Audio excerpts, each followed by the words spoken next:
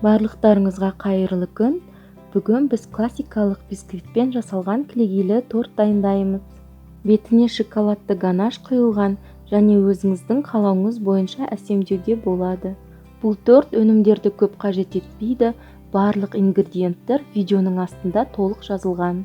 Міндетті түрде видеоны соңына дейін көріп, каналға тіркеліп қоюды ұмытпаңыз. Ең алдымен бисквит дайындаймыз. Оған керек өнімдер: жұмыртқа, қант, нан қопсытқыш және ұн. Ең алдымен жұмыртқаны ақ уызы мен сары уызынан бөліп аламыз. Біздің миксерлейтін ыдысымыз тап-таза және құрғақ болу керек. Венчикта таза құрғақ болу керек. Одан кейін ақ уыз бен сары уызды бөлген кезде ақ уызға бір тамшы болса да сары уыз түспеу керек. Ақ уызымыз үлкен болып көтерілгенде оған қантты 3 немесе 4 бөліп ақырын шетінен салып отырамыз. Егер сіз дәл осындай бисквит пісіргіңіз келсе, кеңестерді мұқият тыңдап, видеоны соңына дейін көріңіз. Қант ерігенше жақсырап тұрып шайқаймыз. Сары уызды бөлек ыдысқа салып, оны да езіп, жақсылап шайқап аламыз. Одан кейін біздің дайын болған ақ уызымыз бен қантты ыдыстан төңкерген кезде ол формасын сақтап тұрады, яғни түспейді. Міне енді ақ уызды ақырындап сары уызға қосып араластырамыз. Ақырындап араластырамыз, ол өзінің үлпілдек формасын жоғалтпау керек. Сол кезде біздің бисквит биік болып көтеріліп піседі.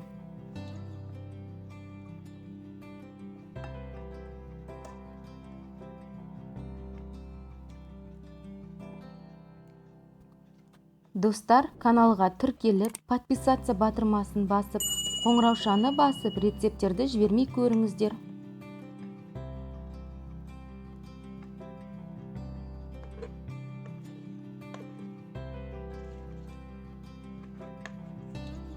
Онға 2 шай қасық нан қопсытқышты салып, оны жақсылап араластырып алыңыз. Әрқашанда осылай істеңіз. Сонда сіздің нан қопсытқыш бір келкі қамырға араласатын болады. Онды міндетті түрде илектен өткізіп қосамыз. 3, 4 немесе 5 бөлікке салып араластырамыз. Араластырғанда астынан үстіне қарай араластырыңыз. Осылай астынан үстіне қарай сілкілдетіп араластырсаңыз, ұн арасында домалақ-домалақ болып қалмайды. Міне біздің қамыр дайын.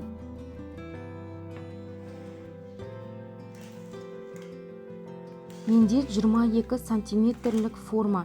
Оның ішіне мен пергамент қағазын салып аламын. Шетіндегі артық қағаздарды қиып алып тастаймын.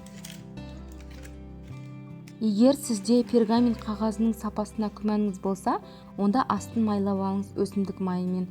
Тек қана форманың шет-шетін майламаңыз.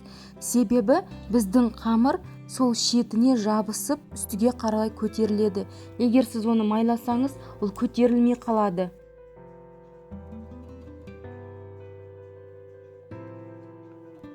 Қамырды салып болғаннан кейін, оның бетін тегістеп, ақырын стөлге соғамыз. Сонда оның ішінде қамыр бір келкі болып отырады. Ақырын стөлге осы видеодағыдай соғып қойсаңыз болады. Сіздің пешіңіз алдын ала 15 минут, 10 минут бұрын қызып тұру керек. Бір қалыпты температура 190 градуста 25 немесе 30 минутқа пісіресіз. Және піскеннен кейін бисквитті сразу шығармайсыз. Бетін ашып, таяқшамен тексеріп, піскеннен кейін бір 5 минутқа қойып қоясыз. Одан кейін оны 5 минуттан кейін алып, қайтадан төңкеріп қойсаңыз болады. Міне біздің бисквит дайын шықты. Енді астындағы пергамент қағазын алып тастаймыз. Мен алдын ала 3 бөлікке бөліп аламын. Қазір сіздерге әдісін көрсетемін.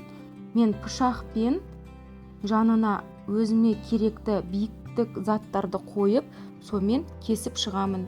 Осындай үлкен бисквит болып шықты. Бисквитті әрқашанда суғаннан кейін ғана бірақ кесіңіз. Әйтпесе ол өзінің формасын ұстамай үгітіліп кетеді. Бұндай бисквитті сіз алдын ала дайындап, 3 күнге, 4 күнге тоңазытқышта пищевой пленкамен орап сақтап қойсаңыз болады.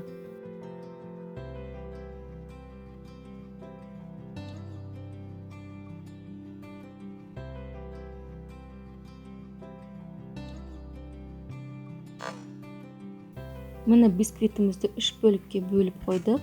Енді біз бұған кілегей дайындаймыз. Кілегей бізде 33% болу керек. Кілегей міндетті түрде суық болу керек. Ол тоңазытқышта кемінде 1 тәулікте тұру керек. Әрқашанда кілегейді қолданардың алдында шайқап аламыз. Қант ұнтағын міндетті түрде ситадан өткізіп алыңыз. Бір-біріне жабыспаған бір келкі болу керек. Біз миксермен шайқаймыз кілегейді, қол миксермен де шайқасаңыз болады. Менде дайын үлкен миксер болғаннан кейін соған құямында ақырын оборотта айналдыра бастаймын. Одан кейін оның оборотын көбейтемін. Кілегейде осындай жолақтар қала бастаған кезде оған қасықтап, біртіндеп қанттың ұнтағын саламын. Дайын болған кезде ол күрекшеде өзін ұстап тұрады, түспей тұрады. Енді мен бетін әсемдеуге кішкене кремнен алып қаламын.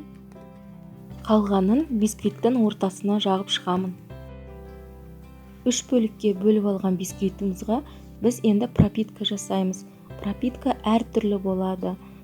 Қант пен су, немесе шырындар, шай, кофе, өзіңіздің қалауыңыз бойынша. Мен пропитканы алма шырынымен жасадым. Ортасына кремін жағып, корждарды жинаймыз. Барлығын бетіне күрекшемен кремді жағып, шешетін тегістеп аламын.